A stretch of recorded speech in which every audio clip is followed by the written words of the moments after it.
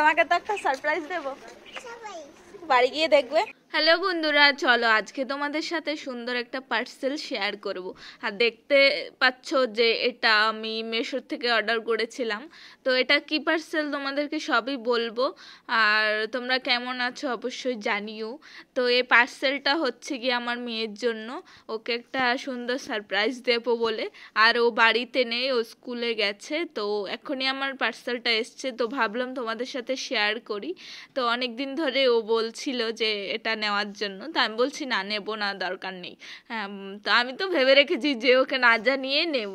তো এই দেখো পার্সেলটা কি, এটা হচ্ছে গিয়ে বাচ্চাদের যে টি হাউসগুলো আছে ওইগুলো। তো পার্সেলটা আমি ভাবছিলাম যে কীরকম আসবে, ভালো হবে কিনা জিনিসপত্র।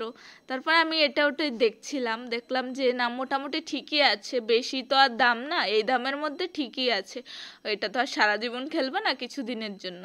তো দেখলাম যে সব ঠিকঠাক আছে। আর এই যে এটার মধ্যে দিয়ে রেখেছিল কি করে পাইপগুলো মানে সেট করবে আর কি। তো এটাই আমি ভালো করে দেখে নিচ্ছিলাম আর কি। এটা একটা কাগজ না, মানে একটা ওই কাপড়ের মতো, যে হালকা মানে কাগজ আর কাপড়গুলো যে মেশানো থাকে আর কি, কি কাপড় জানি না আমি এসব। তো যাই হোক, এটা আমি আগে খুলে দেখছিলাম, দেখে টেকে তারপর আমি এটা সেট করব। যে এগুলো আমি খুলে সব কিছু দেখে নিচ্ছিলাম। তো এটা আমি এখন সেট করতে বসে গেছি, কারণ যেহেতু আমি ওকে পুরো ঘরটা বানিয়ে তারপর ওকে দেখাবো, তো ওই জন্য আমি তাড়াহুড়ো করছিলাম। আমার হাতে টাইমও খুব কম ছিল। আর এটা যে আমি কতবার খুলেছি, 3-4বার খুলে খুলে তারপর লাগিয়েছি। আর কেউ যদি ভিডিওটা করে দিত হয়তো আর একটু ভালো হতো। ফাইনালি হচ্ছে ঘরের স্ট্রাকচারটা কমপ্লিট, দেখতে পাচ্ছ যে ঘরের স্ট্রাকচারটা কমপ্লিট। এত কষ্ট করতে হয়, মাথাটা ব্রেন খাটাতে হয় কোনটায় কি লাগবে, আমি যে কতবার খুলেছি। এবার চলো কাগজটা লাগার পালানো।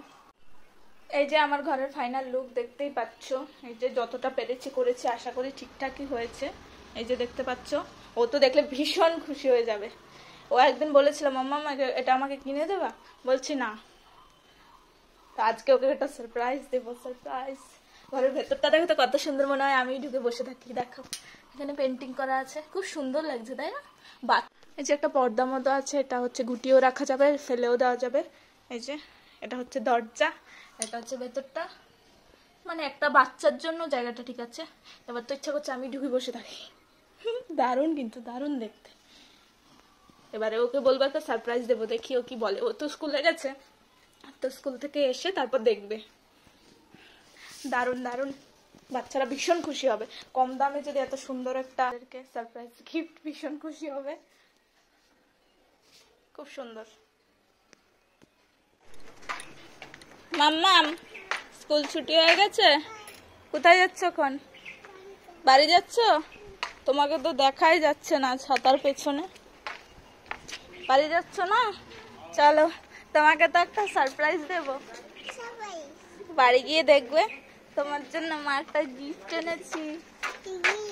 আছে, হ্যাঁ তোমার জন্য তো একটা গিফট নিলাম, সারপ্রাইজ গিফট।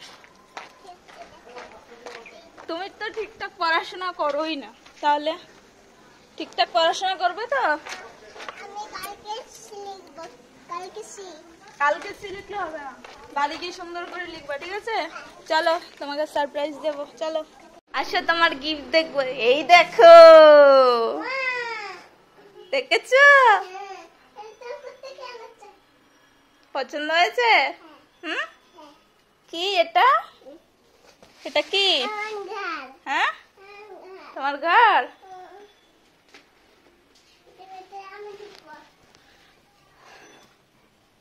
ভালো লাগছে?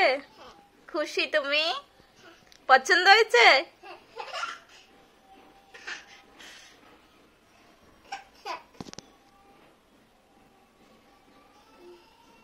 খুব ভালো লাগছে বাবা।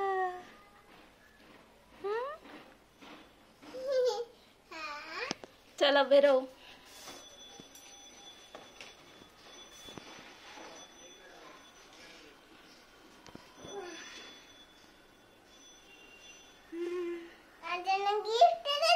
হ্যাঁ এনেছি তো। চলো জামা টামা খোলো, তারপরে খেলা করবে, ঠিক আছে? আমি এগুলো কার্টুনে ফোনে দেখছিলাম।